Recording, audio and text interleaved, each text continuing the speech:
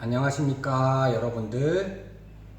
행복을 위한 인성교육 3주차 마지막 3교시 강의를 시작하도록 하겠습니다. 지난 시간에는 오복의 내용과 공자의 나이 표현 15세부터 70세까지 연결해서 그 유호덕, 덕을 좋아하는 마음가짐, 이것이 종심소욕 불유구, 마음이 욕구하는 바를 따라가도 법도에 어긋남이 없었다, 이것과 연결을 시키면서 그러한 바람직한 품성 상태를 인성교육의 목표인 인성으로 삼아서 저희가 인성교육에 접근하면 좋지 않을까, 이렇게 한번 제안을 해봤고요. 사실 인성교육, 거기서 말하는 인성이라고 하는 것, 그 개념 정의라든지 이 개념 정의에 따른 인성교육 여러 가지 방향들은 사회적으로 지금 100% 합의되어 있는 건 아니죠. 어떻게든 바람직한 방향으로 이끌어 나가기 위해서 논의가 진전되어 나가고 있는 중이고요. 아마 2015년이었던 것 같습니다.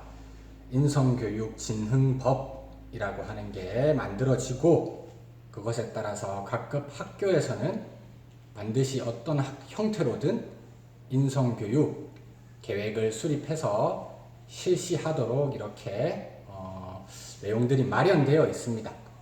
그 일환으로 지금 교원대에서도 인성교육 관련한 강의가 이렇게 개설된 것으로 생각이 되고요. 여러분들 실제 학교 나가셔도 인성교육 실시하는 주체가 되셔야 되겠죠? 저는 학교 다닐 때 인성교육을 따로 받아본 적이 없는 것 같습니다. 이렇게 생각하는 학생도 있으실 텐데, 2015년 이후에 학교를 다니셨다면 어떤 형태로든 인성교육을 받으셨을 겁니다. 학교 수준에서 이제 문서로 남아있는 인성교육 실적이라는 게 있어야 되거든요. 기억 속에 지금 여러분 남아있진 않겠지만 7교시 자율, 창의적 체험 학습 시간이라든지 이럴 때 외부의 강사분이 한 분 오셔서 이제 강당에서 강의를 진행하고 계시고, 각 교실마다 빔 프로젝트로 그걸 보면서 열심히 보는 학생도 있었겠지만, 아니면 그냥 학교 숙제라든지 이런 거 하는 학생들도 있었겠죠. 그런 방식으로 이제 문서로 만들어져 있는 인성교육이 진행되는 것이고요. 정말 바람직한 건 각 교사 개개인이 인성교육에 대한 하나의 신념, 철학을 가지고 실제 학교 현장에서 실천을 할 수 있어야 되겠죠. 이건 사람마다 다 다를 수 있는 겁니다. 그래서 저희 이번 학기, 한 학기 동안은 하나로 고정되어 있는 인성 내지 인성교육에 대해서 배운다기보다는 다양한 이런 시각과 견해들이 존재하고, 이런 것들을 바탕으로 실제 내가 교사가 되어서 학교 현장으로 나갔을 때 나의 학습자들에게 어떤 인성교육을 실시하는 것이 좋을까, 이것에 대한 자료를 만드는 정도, 이번 학기에서 여러분들에게 그렇게 도움이 됐으면 좋겠다는 그런 생각이 듭니다.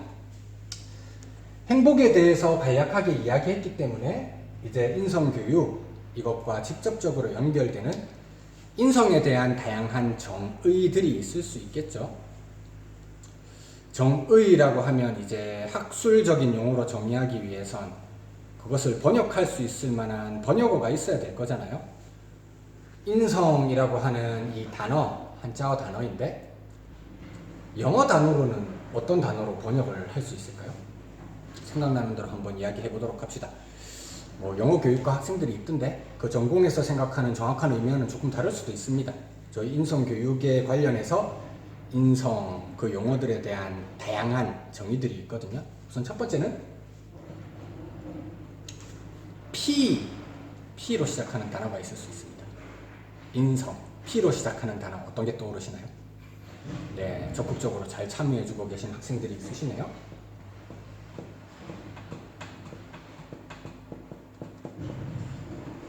퍼스널리티라고 하는 게 있을 수 있겠죠. 인성. 개인적으로 서로 다른 성격을 가질 수가 있잖아요. 그래서 퍼스널리티는 보통 성격 이렇게 많이 번역되기도 하고요. 개인적으로 서로 다른 성격을 가지는 것이기 때문에 이러한 인성 상태를 우리가 보통은 개성이라고 할 수 있을 겁니다. 각각의 사람들마다 심리적인 성향이 다를 수는 있으니까요. 퍼스널리티, 이 개성이라고 하는 용어는 다분히 가치 중립적인 방식으로 활용되고 있습니다. 이 학생을 설명하는 것이지 그게 옳다, 그르다, 가치 평가까지 이제 직접적으로 이어지는 건 가능하면 하지 않으려고 하는 부분이 이 퍼스널리티입니다. 예를 들어서 내향적인 성격, 개성을 가진 학생이 있을 수도 있고 외향적인 성격, 개성을 가진 학생들이 있을 수 있죠. 여기서 외향적인 게 무조건 바람직하다 이렇게 이야기하면 학생들에 대한 차별 대우가 될 수도 있을 거고요. 그 학생들에 대한 개별적인 접근, 이것을 무시하는 잘못된 방향으로 흐를 위험이 크겠죠. 내향적인 학생, 그런 학생은 자기가 가지고 있는 성격상의 장점을 잘 살려서 그것을 살릴 수 있는 활동으로 발전시켜 나갈 수 있는 가능성이 얼마든지 존재하는 거거든요. 그래서 각 학생들이 가지고 있는 인성상의 특성, 이것을 가치 중립적으로 파악하는 수준에서 이야기할 때 우리는 퍼스널리티, 개성이라고 번역될 수 있을 만한 이 용어를 쓸 수 있을 것 같습니다. 인성 관련해서 번역어로 쓸 수 있을 만한 첫 번째 단어고요. 두 번째 단어, H로 시작하는 단어가 있을 수 있을 것 같습니다. 어떤 단어일 것 같나요? 네, 휴머니티라고 하는 단어가 있을 수 있겠죠.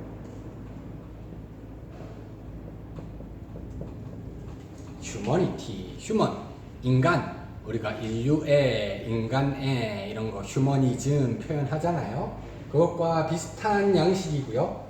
그래서 이 어감을 보다 잘 살려서 번역하기 위해서는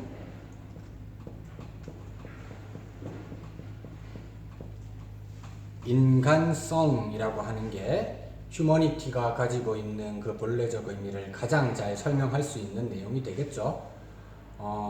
우리가 살고 있는 이 세계, 자연 속에는 인간만 존재하는 것이 아닙니다.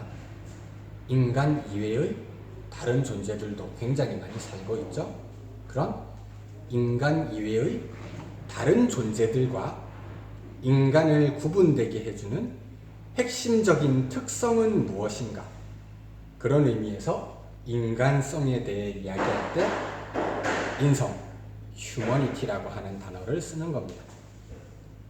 물론 인간 이외의 다른 존재와 인간을 구분하기 위해서 휴머니티를 쓴다는 말에는 많은 사람들이 동의할 수 있겠지만 그 다른 존재와 인간을 구분되게 해주는 핵심적인 특성은 무엇인가? 이런 내용까지 들어간다면 그 부분에 있어서는 또 각 사상가, 학자들마다 서로 다른 다양한 견해들이 나타날 수 있겠죠.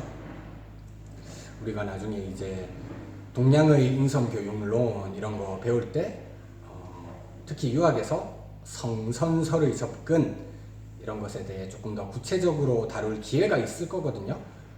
인간이 다른 존재와 구분되는 핵심적인 특성은 바로 선함이다. 이런 식으로 이야기할 수 있는 사람들도 있을 겁니다. 서양 쪽으로 오자면 인간과 다른 존재가 구분되는 핵심적인 특성, 인간은 생각하는 존재이다. 사유능력인 이성이라고 하는 것이 핵심적인 차이점이다. 저희 서양의 행복론 할 때 아리스토텔레스라든지 칸트와 같은 굉장히 유명한 사상가들에 대해서 한번 다루어 볼 텐데 거기서 등장할 수 있을 만한 내용입니다. 서로 다른 측면 어떻게 보든 간에 인간과 다른 존재가 구분되는 핵심적인 특성을 인성이라고 본다, 인간성이라고 본다 할 때는 휴머니티라고 하는 표현을 사용하는 겁니다.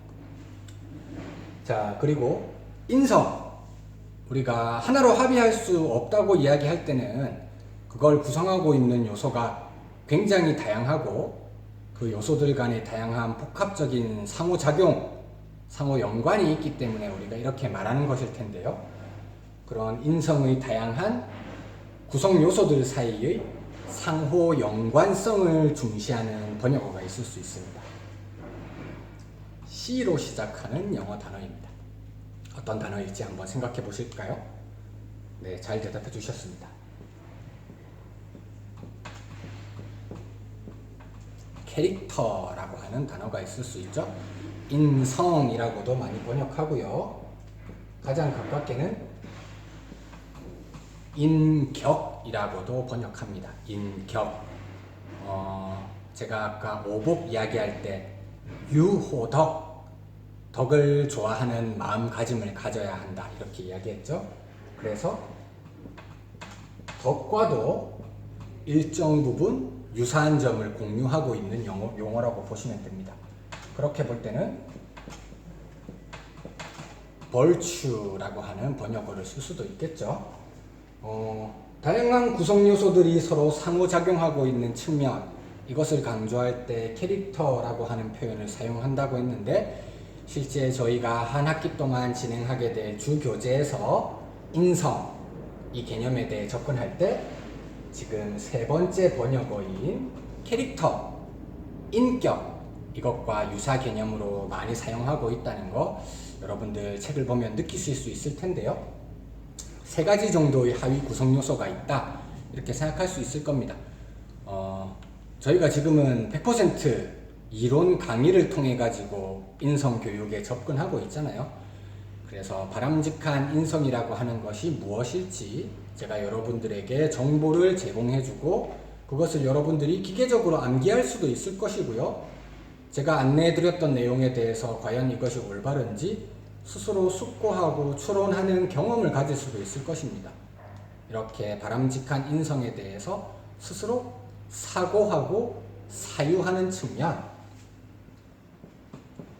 인성의 인지적인 측면이라고 할 수 있겠죠. 실제 여러분들 학교 현장 나갔을 때도 바람직한 인성 상태를 드러내 줄 수 있는 여러 가지 행동들, 이런 것을 설정해 두고 학생들에게 일정 부분 주입 그리고 반복적인 학습이 필요한 경우가 있거든요. 그 다음에 이제 조금 더 발달한 사고 단계에 있는 학생들이라면 스스로 바람직한 인성과 관련한 규칙을 만들어 보는 경험을 제공할 수도 있겠죠. 그것도 학생들의 자율적인 인지를 활용하는 것이죠. 그런 측면에서 인성의 인지적 측면이 있을 거고요. 인성은 일정 부분 차갑고 두뇌와 관련되는 부분이라고 할 수 있을 겁니다. 하지만 우리가 일상생활 속에서 바른 인성을 가진 사람이다 이렇게 평가하는 여러 사례들을 한번 떠올려 보자면 차갑게 두뇌만 굴려서 그런 행동을 하는 것은 아니라는 것을 알 수가 있죠. 바람직한 인성을 가진 사람들은 대부분 따뜻한 심장, 가슴을 가진 사람일 것입니다. 두뇌가 인지라고 하는 용어로 설명할 수 있다면 따뜻한 심장, 가슴이라고 하는 건 정서적인 측면이 발동되는 것이다. 우리는 이렇게 설명할 수 있을 것입니다. 어려운 처지에 있는 사람을 보고 불쌍해하는 마음, 도와주어야 되겠다는 마음, 그런 감정이 드는 것을 발판으로 삼아서 그것을 동기로 해서 올바른 행동 충분히 나올 수 있는 것이겠죠. 따뜻한 심장, 감정을 발판으로 해서 어떤 행동을 하는 게 올바를지 인지적으로 파악하고 거기서 실제로 실천까지 이어져 나가야 되겠죠. 그래서 행동적인 측면, 주로 이렇게 세 가지 차원, 인지적 차원, 정서적 차원, 행동적 차원, 세 가지의 구성 요소가 통합적으로 잘 작동하고 있는 사람이라면 올바른 인성을 가진 사람일 것이다. 이 부분에 대해서 100% 합의는 아니지만 많은 인성에 대해서 연구하는 학자들이 어느 정도 합의를 이루고 있는 지점이라고 할 수 있겠습니다. 각 부분들을 촉진시켜주는 교수 학습 방법이라든지 통합적으로 접근하기 위해서 어떤 노력이 필요할지에 대해서는 개별 학자들마다 의견이 다를 수 있겠지만 요즘 인성이나 인성교육에 접근하는 대부분 사람들은 인지, 정서, 행동 세 가지 구성 요소가 통합적으로 잘 기능하도록 도와주어야 한다. 이 부분에 있어서는 대부분 합의를 이루고 있구나 이렇게 이해해 주시면 좋을 것 같습니다. 행복을 위한 인성교육 오리엔테이션을 겸해서 간단한 이론적인 내용을 설명해 드렸고요. 저희가 주 교재 내용 들어가기에 앞서서 동양의 행복론과 서양의 행복론에 대해서 먼저 살펴봅시다. 이렇게 이야기해 드렸었죠. 그래서 자료실에 보면 동양의 행복론 이 부분에 대해서 자료를 탑재해 드렸을 겁니다. 그 부분을 이제 살펴보려고 하거든요. 동양의 행복론 판서 내용은 지우도록 하겠습니다.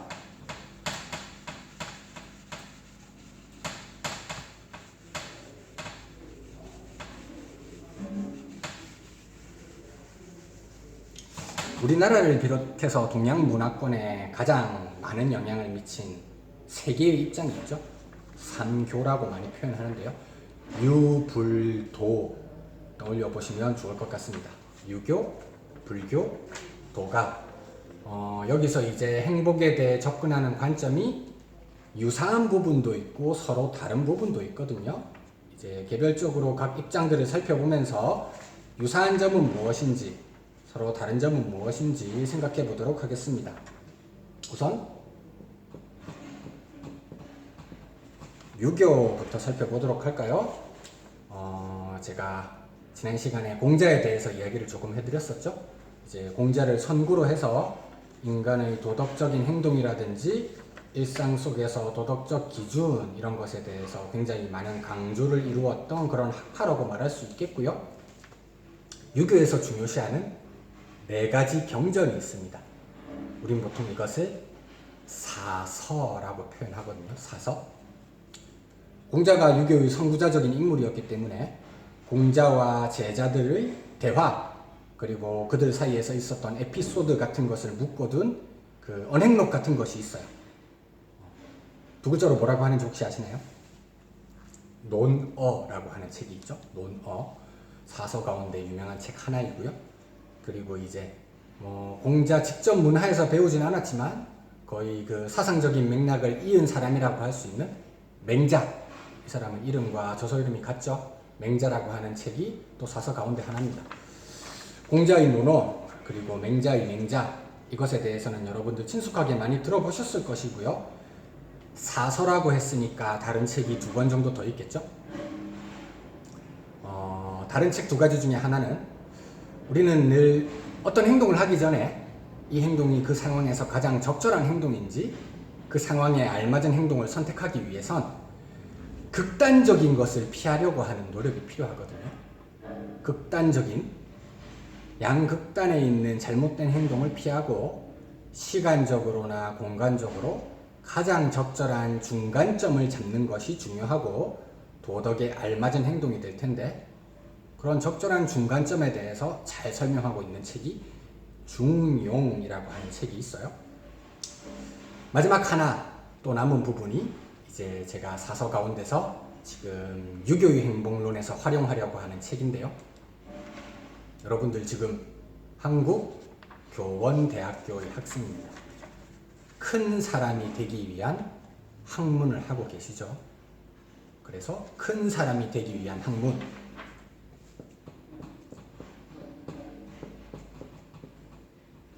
대학이라고 하는 책 속에서 유교의 행복론 한번 이끌어내 보도록 하겠습니다. 대학과 반대되는 책은 소학이라고 하는 책이 있겠죠. 소학은 어린 시절에 이제 학습자들이 어떤 행동을 하면 좋을지 기본적인 에티켓 이런 것들에 대해서 가르쳐주는 성격이 강하다고 하자면 대학이라고 하는 책은 한 국가를 이끌어 나갈 만한 통치자들, 군주라든지 아니면 관료 같은 사람들 이런 사람들이 어떤 역량, 능력을 갖추어야 될지 그 소양에 대해서 잘 다루고 있는 책이라고 할 수 있을 텐데요. 보통 삼강령, 팔조목이라고 이야기하는 것이죠. 삼강령, 팔조목. 삼강령은 우리가 이렇게 표현합니다.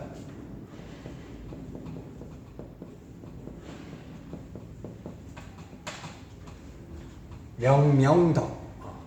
동사와 이제 꾸며주는 말이 같이 붙은 거예요.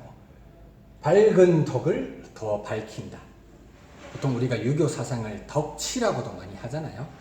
군주가 지배계층이 덕성, 도덕성을 가지고 그것을 바탕으로 이제 피지배계층을 편안하게 살 수 있도록 다스려야 되는데, 그 밝은 덕성이라고 하는 걸 기르는데 어떤 게 필요한가?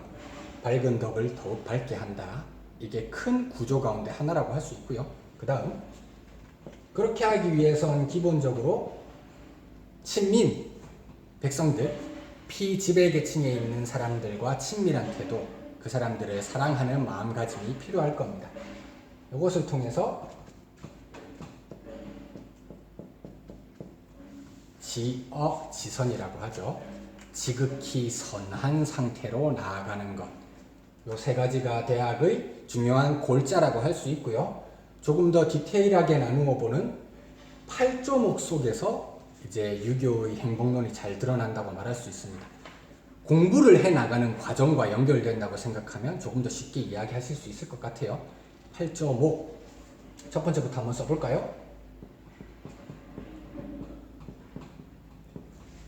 큰 사람이 되기 위해서 학문, 공부를 하는 사람이라고 한다면 먼저 우리 주변에 있는, 가까이 있는 여러 가지에 대한 공부부터 선행되어야 되겠죠. 여러분들 임용 공부한다고 하면 필독서 같은 거 도서관 가서 책을 읽어야 되잖아요. 우리 주변에 있는 사물에 나아가기 위한 노력이 필요한 겁니다. 격물, 사물에 나아가야 됩니다. 공부의 시작점이라고 할 수 있겠죠. 그렇게 해서 여러 가지 사물들에서 공부하는 노력을 계속 이어나가면 자기가 공부하는 전문적인 분야에 대한 지식이 점점 더 높아질 수 있겠죠. 사물에 나아가서 공부를 열심히 한 결과 치지에 이르게 됩니다. 지식이 극진해진다. 알미 극진해진다는 것이죠. 지식이 어느 정도 많아졌다고 생각하면 거기서 이제 사람들이 빠지기 쉬운 굉장히 유혹이라든지 역경 같은 게 하나가 있죠. 교만해질 수 있습니다. 나는 이제 더 이상 공부를 하지 않아도 된다. 이런 유혹에 빠질 수 있는데, 공부라고 하는 건 무궁무진하니까요. 아직도 나는 부족하다. 이렇게 뜻을 성실하게 가지고 계속 공부를 이어나가려고 하는 노력이 필요한데요. 취지 이후에도 교만해지지 않고 성의해야 한다는 것이죠. 뜻을 성실하게 가져야지 알미 극진해진 이후에도 계속 공부를 이어나갈 수 있는 것입니다. 성실한 뜻, 이걸 가지기 위해선 뜻이라고 하는 건 기본적으로 사람의 마음속에서 비롯되는 것이죠. 그래서 정심, 바른 마음이라고 하는 것이 필요할 것입니다. 자, 이까지가 내면에서 일어나는 일이겠죠. 두뇌를 회전을 잘 해서 공부를 해서 알미 많아지고, 그 다음에도 뜻을 성실하게 하고 마음까지 바르게 가진다. 이제 내면을 올바르게 했다면 그것이 바깥으로 잘 드러나야 될 겁니다. 8.5 가운데 앞에 4가지는 여러분들 약간 생소할 텐데 뒤에 4가지는 많이 들어봤을 겁니다. 바른 마음을 바탕으로 자기 몸을 도덕적으로 잘 수양하는 거예요. 수신이라고 하는 것이 있죠. 몸을 수양한다. 그 다음 수신부터는 여러분들 익숙하죠? 제가, 치국, 평천하, 이런 순서로 나아가게 되죠. 자기 몸을 바르게 수행했다면 이제 자기 가정을 가지런하게 해야 됩니다. 제가 고위공직자들 인사청문회 할 때 특히 우리나라 같은 경우에 개인적인 자질이라든지 소양에 대해서만 묻는 게 아니라 가까운 가족, 측근이 가지고 있는 비리나 결함에 대해서 캐 묻잖아요. 사실 외국에서는 이런 것에 대해서 온당하지 않다고 생각할 거예요. 하지만 동양에서는 중요하게 작용합니다. 고위공직자, 치국, 나라를 다스리려고 하는 사람에게 필수적으로 선행되는 건 가정을 가지런하게 하는 건데, 그게 안 되고 어떻게 나라를 다스릴 수 있을까? 이 이야기를 할 수 있게 된다는 것이죠. 이제 나라를 다스릴 수 있게 된 사람은 천하를 평화롭게 할 수 있게 되는 겁니다. 여러 나라들이 힘을 모아서 국제 평화를 이루어낸다. 이 정도까지 연결하시면 되겠죠. 이 행복론에서 중요한 건 경물에서부터 수신까지 개인적인 차원에서 도덕적인 수양이 이루어져야지 행복에 이를 수 있다는 거예요. 이게 개인적 행복과 관련되는 것이고요. 재가에서부터 평천하까지 이건 사회적 행복과 연결되는 것입니다. 줄여가지고 조금 쉬운 다른 말로 한번 표현해 볼까요? 내면부터 외면까지 자기 몸을 잘 단속한다. 수기라고 말할 수 있고요. 자기 가족부터 천하의 모든 사람들을 평화롭게 다스린다. 치인이라고 할 수 있을 겁니다. 큰 사람이 되려면 자기 몸을 도덕적으로 수양하고 백성들을 편안하게 다스려서 결과적으로 여민동락, 모든 사람들이 함께 즐거움, 행복을 누릴 수 있는 그런 상태까지 지향해야 된다는 것이죠. 그래서 유교의 행복론은 기본적으로 개인적 수양을 통한 행복, 이것을 밑받침으로 삼아서 사회적 행복, 여민동락의 상태까지 나가는 것이구나. 이렇게 기억을 해주시면 좋을 것 같고요. 이제 다음 시간에 유교의 행복론 한번 간략하게 제시문을 읽으면서 복습하고 불교의 행복론, 도가의 행복론도 점검해 보는 것으로 이렇게 하겠습니다.